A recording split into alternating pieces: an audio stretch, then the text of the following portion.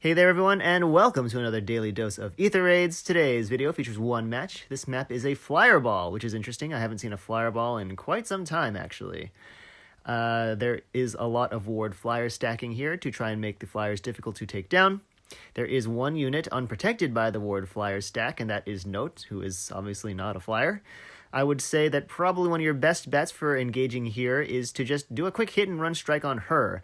She's not protected by the ward stacking, and taking her down will also eliminate any potential Pathfinder shenanigans. If you do that, you're going to want to make sure you get your units out of this area, because that is going to be the maximum threat range on the enemy phase.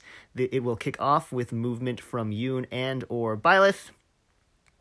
Whoever goes below Est is going to be receiving a refresh from Eldigan, so that is why I've marked the extended threat range as shown. Another possible option is to send a unit up the left-hand side, a unit who can counterattack at 2 range, obviously, and they can possibly deal with the Yoon and Byleth on the enemy phase, while being safe from the melee units due to the placement of the enemy's structures. So those are the two main options that I see. Let me go ahead and get into my clear now. I deployed the Sita team for this match. I actually opened up with a relatively not aggressive strategy, relative to what I usually do, that is. I had Harmonic Sita go up, land a quick one-shot on the Note, and then just retreat. I think it probably would have been better, or maybe not better, but it would have made my life easier if I had instead had my Flying Sita attack the Note with, well, actually, either one of being in range of inevitable death or Eldigan's Wagasa penalty would allow the Note to put Sita under half HP, then Yoon would be able to Azura would be able to warp to her to take out the Yoon.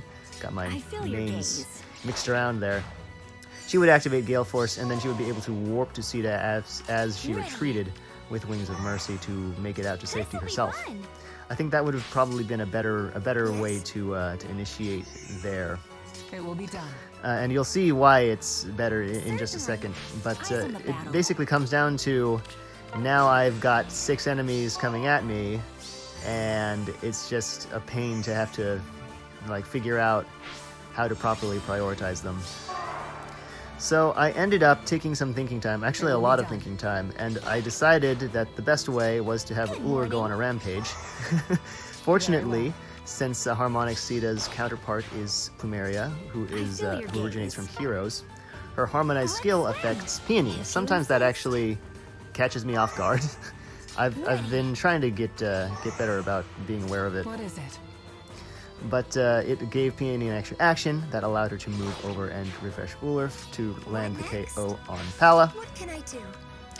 And after that, I just placed Harmonic Sita in range of both Hel and Eldigan, with the idea being that she can take them both out on the enemy phase, allowing me to take out Est safely on the next turn. So yeah, that's just how it played out.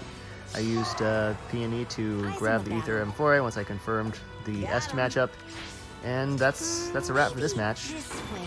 I feel your gaze.